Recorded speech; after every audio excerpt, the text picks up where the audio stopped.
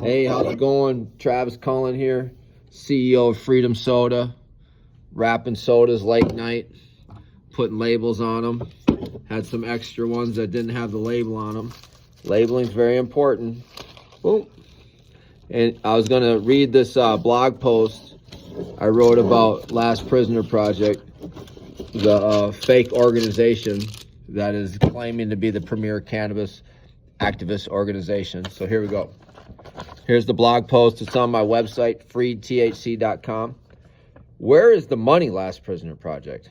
As I find myself sending money to incarcerated individuals this Christmas, I have to ask, where is the $3 million in donations that Last Prisoner Project, LPP, collects in the name of these inmates? After spending over a year working with and investigating this organization, I have uncovered some harsh truths.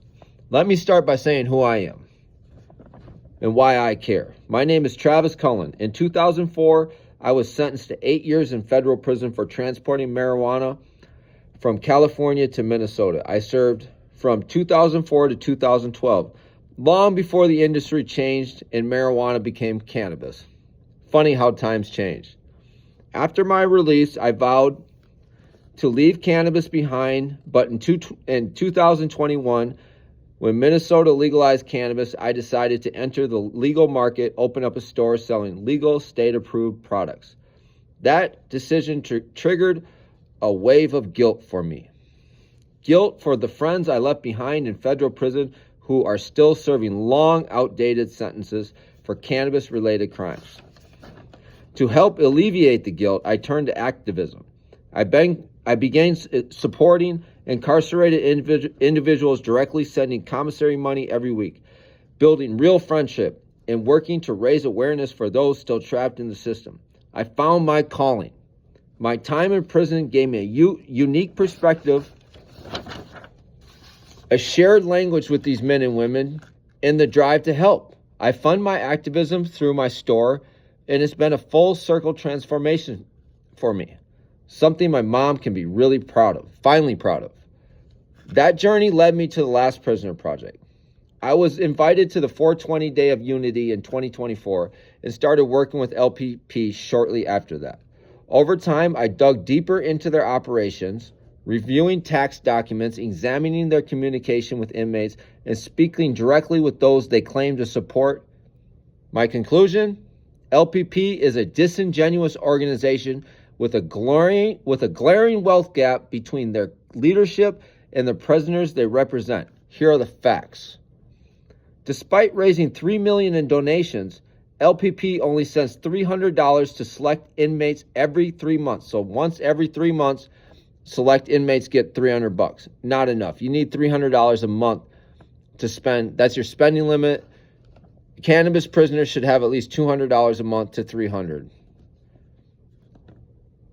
So totaling roughly $110,000. This amount has already been slashed from previous years, and their current plan is to cut grants for released inmates from $5,000 to $1,000.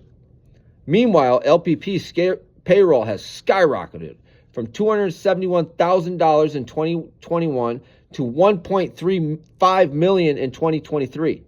Founder Mary Bailey, who leads this organization, lives a lavish lifestyle while inmates continue to struggle. She and LPP aggressively chase credit for others' work, taking over platforms meant for genuine grassroots organizations, leaving smaller nonprofits to struggle and make the difference.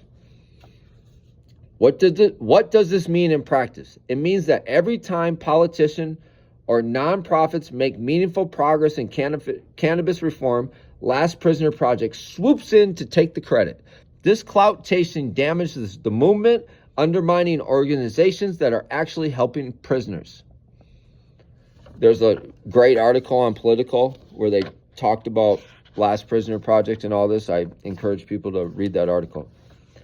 This is the last paragraph. In reality, LPP has become a PR machine rather than a lifeline for inmates. The flashy campaigns and big claims distract from their lack of substantial support for the very people they use to fundraise. As an 8-year federal prison veteran and first-time felon, I urge you, do not support Mary Bailey or the Last Prisoner Project. There are better, more accountable organizations working for incarcerated individuals. The prisoners deserve real support, not empty promises from Last Prisoner Project.